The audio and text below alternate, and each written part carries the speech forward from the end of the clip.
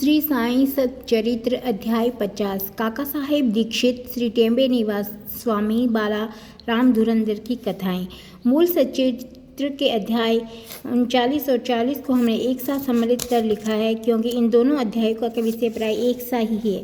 अब सच्चरित्र का अध्याय 51 और 50 के अध्याय के रूप में लिखा जा रहा है। इस अध्याय में काका साहेब दीक्षित, टेम्बे स्वामी और बालाराम धुरंधर की कथाएं हैं। प्रस्तावना: श्री साई महाराज की जय हो, जो भक्तों के जीवन आधार और सदगुरु है। वे गीता धर्म का उपदेश देकर हमें शक्ति प्रदान कर रहे हैं। हे साई की कृपा दृष्टि से देखकर हमें आशीष दो। जैसे मलेगिरी में होने वाली चंदन वृक्ष समस्त पापों का हरण कर लेता है, अतः जिस प्रकार बादल जलावृष्टि कर लोगों को शीतलता और आनंद पहुंचाते हैं, वैसे वसंत में खिले फूल ईश्वर पूजन के काम आते हैं। उसी प्रकार से साई बाबा की कथाएं पाठकों और श्रोताओं को धैर्य व सांत्वना देती है। जो कथा कहते हैं या श्रवण करते हैं, वे दोनों ही धन्य हैं, क्योंकि उनके कहने से मुख और श्रवण से कान पवित्र हो जाते हैं। यह तो सर्वमान्य है कि चाहे हम सैकड़ों प्रकार की साधनाएं क्यों न करें, जब तक सद्गुरु की कृपा नहीं होती है, तब तक हमें अपने आध्यात्मिक ध्येय की प्राप्ति नहीं हो सकती है।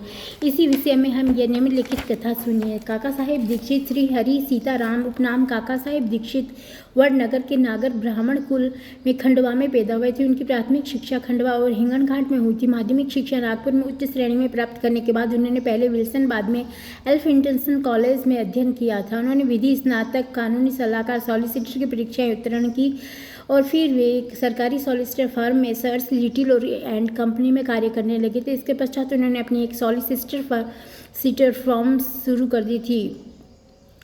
1909 के पहले वे तो बाबा की कीर्ति उनके कानों तक नहीं पहुंची थी, परंतु इसके पश्चात वे शीघ्र ही बाबा के परम भक्त बन गए थे। जब वे लोनावाले में निवास कर रहे थे तो उनकी अचानक भेंट अपने पुराने मित्र नाना साहेब चांदोरकर से हुई। तो दोनों में इधर उधर की चर्चाओं में समय बिताते हुए काका साहब ने उन्हें बताया कि जब वे लंदन में थे, रेलगाड़ी पर चढ़ते समय कैसे उनका पैर फिसला और कैसे उन्हें चोट आई, इसका पूर्ण विवरण सुनाया। नाना साहेब ने उनसे कहा कि यदि तुम इस लंगड़ेपन तथा कष्ट से मुक्त होना चाहती हो तो मेरे सदगुरु श्री साई बाबा की शरण में जाओ। उन्होंने बाबा का पूरा पता बताकर उनके कथन को दोहराया, मैं भक्त को 7 समुद्रों के पार से भी उसी प्रकार खींच लूंगा जिस प्रकार की एक चिड़िया को जिसका पैर रस्सी से बंधा हो खींच कर अपने पास लाया जाता है। उन्होंने यह स्पष्ट कर दिया कि यदि तुम बाबा के निजी जन न हो तो तुम्हें उनके प्रति आकर्षण भी नहीं होगा और न ही उनके दर्शन प्राप्त होंगे। काका साहब की ये बात सुनकर बड़ी प्रसन्नता हुई और उन्होंने कहा कि शिरडी जाकर बाबा से प्रार्थना करेंगे, शारीरिक लंगड़ेपन के बदले उनके चंचल मन को अपंग बनाकर परमानंद की प्राप्ति करा दे। कुछ दिनों के पश्चात ही बम्बई विधानसभा चुनाव में मत प्राप्त करने के संबंध में काका साहेब दीक्षित अहमदनगर गए और सरदार काका साहेब मेरिकर के यहाँ ठहरे। श्री बाला साहेब मेरिकर, जो कि कोपर गांव के मामलतदार और काका साहेब मेरिकर के सुपुत्र थे, वे इसी समय अश्व प्रदर्शनी देखने हेतु अहमदनगर पधारे। चुनाव का कार्य समाप्त होने के पश्चात काका साहेब दीक्षित शिरडी जाना चाहते थे। यहाँ पिता और पुत्र दोनों ही घर में विचार कर रहे थे कि काका साहेब के साथ भोजन के लिए कौन सा व्यक्ति उपयुक्त होगा। दूसरी ओर बाबा अलग ही ढंग से उन्हें अपने पास बुलाने का प्रबंध कर रहे थे। श्यामा के पास एक तार आए थे। उनकी सास की हालत अधिक शोचनीय है और उन्हें देखने शीघ्र अहमदनगर आए। बाबा से अनुमति प्राप्त कर श्यामा ने वहां जाकर अपनी सास को देखा, जिनकी स्थिति अब पर्याप्त सुधार हो चुका था।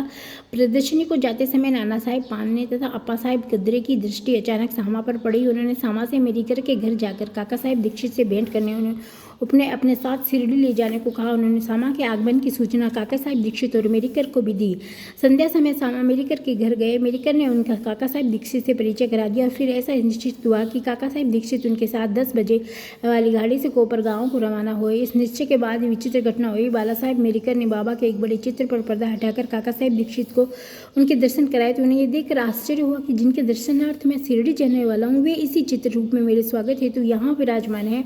तब अत्यंत द्रवित होकर वे बाबा की वंदना करने लगे। ये चित्र मेघा का था और कांच लगाने के लिए मेरिकर के पास आया था। दूसरा कांच लगवा कर उसे काका साहेब दीक्षित और श्यामा के हाथ वापस शिरडी भेजने का प्रबंध किया गया। 10 बजे से पहले ही शिरडी पर स्टेशन पर पहुंचकर उन्होंने द्वितीय श्रेणी का टिकट ले लिया। अब गाड़ी स्टेशन पर आई तो द्वितीय श्रेणी का डिब्बा खचाखच भरा हुआ था। उसमें बैठने के तिल मात्र भी स्थान नहीं था। भाग्यवश गार्ड साहब काका साहेब दीक्षित की पहचान के निकले आए और उन्होंने इन दोनों को प्रथम श्रेणी के डिब्बे में बिठा दिया। इस प्रकार सुविधापूर्वक यात्रा करते हुए कोपरगांव स्टेशन पर उतरे। स्टेशन पर ही शिरडी को जाने वाले नाना साहेब चांदोरकर को देखकर उनके हर्ष का पारावार नहीं रहा। शिरडी पहुंचकर उन्होंने मस्जिद में जाकर बाबा के दर्शन किए। तब बाबा कहने लगे, मैं बड़ी देर से तुम्हारी प्रतीक्षा कर रहा हूँ। श्यामा को मैंने तुम्हें में लाने के लिए भेज दिया था। इसके पश्चात काका साहिब ने अनेक वर्ष बाबा के सानिध्य में व्यतीत किए। उन्होंने शिरडी में एक दीक्षित वाड़ा बनवाया जो उनका प्राय स्थायी घर हो गया था। उन्हें बाबा से जो अनुभव प्राप्त हुए सब स्थानाभाव के कारण यहाँ नहीं दिए जा रहे हैं। पाठकों से प्रार्थना की साई लीला पत्रिका की विशेषांक में देखें।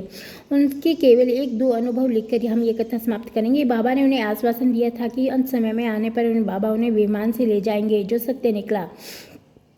5 जुलाई 1926 को वे हेमाडपंथ के साथ रेल यात्रा पर कर रही थी। दोनों में साईं बाबा के विषय में बातें कर रही थी। श्री साईं बाबा के ध्यान में अधिक तल्लीन हो गए। तभी अचानक गर्दन हेमाडपंथ के कंधे में जा लगी। उन्होंने बिना किसी कष्ट घबराहट के अंतिम सांस छोड़ दी।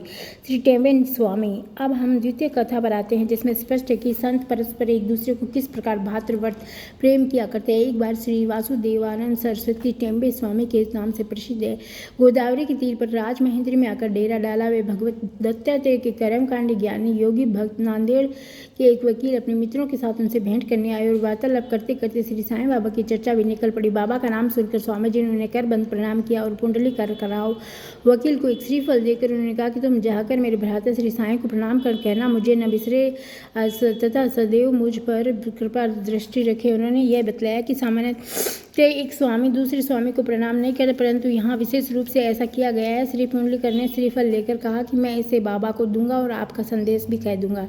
एक माह के पश्चात ही पुंडलिकर राव ने मित्रों सहित श्रीफल लेकर शिरडी को रवाना हुए। जब वे मनमाड़ पहुंचे तो प्यास लगी कारण एक नाले पर पानी पीने रुक गए। खाली पेट पानी इन्हें पीना चाहिए सुनकर उन्होंने कुछ चिवड़ा खाने को निकाला जो खाने में कुछ अधिक तीखा सा प्रतीत हुआ था, जिसका तीखापन कम करने के लिए किसी ने नारियल फोड़कर उसमें खापरा मिला लिया और इसी तरह लोगों ने चिवड़ा स्वादिष्ट बनाकर खाया।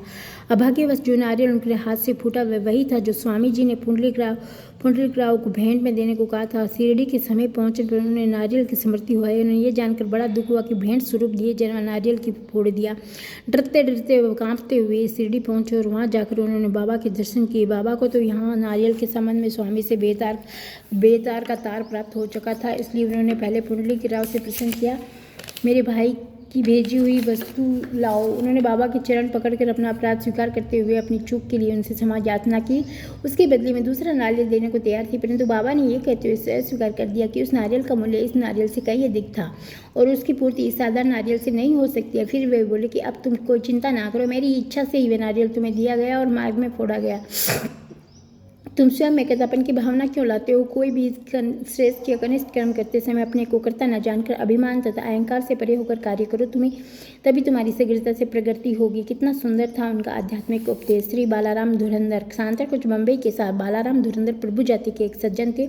बम्बई के उच्च न्यायालय में एडवोकेट थे तथा किसी समय शासकीय विधि गवर्नमेंट लॉ का स्कूल बम्बई के प्राचार्य थे। उनका पूर्ण कुटुंब सात्विक धार्मिक था। श्री बालाराम ने अपनी जाति की योग्य सेवा की और इस संबंध में एक पुस्तक भी प्रकाशित कराई। इसके पश्चात उनका ध्यान आध्यात्मिक धार्मिक विषयों पर गया। उन्होंने ध्यानपूर्वक गीता, उसकी टीका, ज्ञानेश्वरी, अन्य दार्शनिक ग्रंथों का अध्ययन किया। वे पंढरपुर के भगवान विठोबा बाबा के परम भक्त थे। 1912 में उन्हें साईं बाबा के दर्शनों का लाभ हुआ। 6 मास पूर्व उनके भाई बाबूजी वामन राव ने शिरडी आकर बाबा के दर्शन किए तो उन्होंने घर लौटकर अपने मधुर अनुभव श्री बालाराम व परिवार के अन्य लोगों को सुनाए। तब सब लोगों ने शिरडी जाकर बाबा के दर्शन करने का निश्चय किया। यहाँ शिरडी में उनके पहुंचने के पूर्व बाबा ने स्पष्ट शब्दों में कह दिया कि आज मेरे बहुत से दरबारी ग्रहण आ रहे हैं। अन्य लोगों ने बाबा के उपयुक्त वचन सुनकर धुरंधर परिवार को महान आश्चर्य हुआ। उन्होंने अपनी यात्रा के संबंध में किसी को भी उसकी पहले सूचना नहीं दी गई। सभी ने आकर बाबा को प्रणाम किया और बैठकर वार्तालाप करते हुए लगे। बाबा व अन्य लोगों ने बताया कि ये मेरे दरबारी गण हैं जिनके संबंध में मैंने तुमसे पहले कहा था। फिर धुरंधर भ्राताओं से बोले कि मेरा और तुम्हारा परिचय 60 जन्म पुराना है। सभी नम्र और सभ्य थे, इसलिए सब हाथ जोड़े हुए बैठे थे। बाबा की ओर निहारते हुए सब में सब प्रकार के सात्विक भाषे, अर्शुपात, रोमांच, कंठावरोध आदि जागृत होने लगे और सबको बड़ी प्रसन्नता हुई। इसके पश्चात वे अपने निवास स्थान को गए और भोजक और थोड़ा विश्राम लेकर पुनः मस्जिद में आकर बाबा के पाँव दबाने लगे। इस समय बाबा चिलम पी रहे थे। उन्होंने बालाराम को भी चिलम देकर एक फूंक लगाने का आग्रह किया। यद्यपि अभी तक उन्होंने कभी धूम्रपान नहीं किया, फिर भी चिलम हाथ में लेकर बड़ी कठिनाई से उन्होंने एक फूंक लगाई और आदरपूर्वक बाबा को लौटा कर बालाराम के लिए तो एक अनमोल घड़ी थी। वे 6 वर्षों से श्वास रोग से पीड़ित थे, पर चिलम पीते हुए रोग मुक्त हो गए। फिर भी कभी ये कष्ट नहीं हुआ। 6 वर्षों के पश्चात उन्हें एक दिन पुण्य श्वास रोग का दौरा आया। यह वही महापुण्यशाली दिन था जब बाबा ने महासमाधि ली थी। वे गुरुवार के दिन शिरडी आए थे। भाग्यवश उसी रात उन्हें चावड़ी उत्सव देखने का अवसर मिला। आरती के समय बालाराम को चावड़ी में बाबा का मुखमंडल भगवान पांडुरंग सरिका दिखाई दे दिया। दूसरे दिन काकड़ आरती के समय उन्हें बाबा के मुखमंडल की प्रभा पुण्य परम इष्ट भगवान पांडुरंग के सदृश दिखाई दी। श्री बालाराम धुरंधर ने महाराष्ट्र के महान संत तुकाराम का जीवन चरित्र लिखा है, परंतु खेद है कि पुस्तक प्रकाशित होने तक वे जीवित नहीं रह सके। उनके बंधुओं ने इस पुस्तक को 1928 में प्रकाशित कराया। इस पुस्तक के प्रारंभ में पृष्ठ 6 पर उनकी जीवनी से संबंधित एक परिच्छेद में उनकी शिरडी यात्रा का पूरा वर्णन है। श्री सद्गुरु साईनाथ अर्पणमस्तु। शुभम भवतु। ओम साईं राम।